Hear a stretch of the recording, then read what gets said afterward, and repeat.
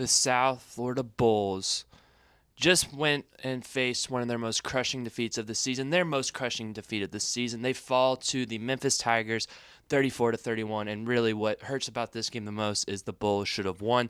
USF led 31-17 entering the fourth quarter. They had just gotten a 73-yard run from running back Sam Franklin to put them up 2 scores, the longest play for USF's offense all season.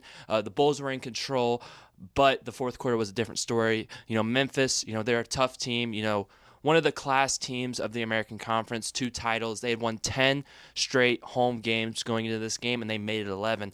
They just really did not quit, and USF did not match it in the fourth quarter. Memphis outscored USF 17-0 in the fourth quarter. Memphis almost actually did double USF's yards output in the fourth quarter, and it was really, really just an unfortunate collapse for the Bulls.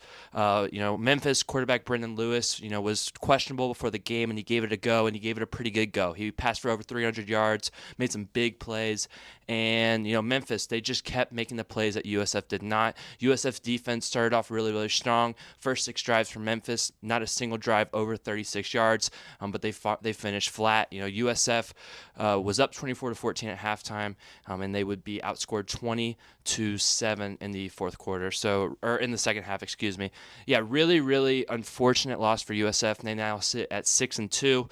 And they do not control their own destiny. They're not eliminated from the college football playoff. They're not eliminated from the American Conference title race, but they do not control their own destiny. They're going to do some watching from other teams. They're going to maybe hope to see if they can get Memphis in a rematch or something along those lines. But man, just a heartbreaking loss for USF. Byron Brown, big day, a huge first half, but again, USF was only able to muster 7 points in the second half.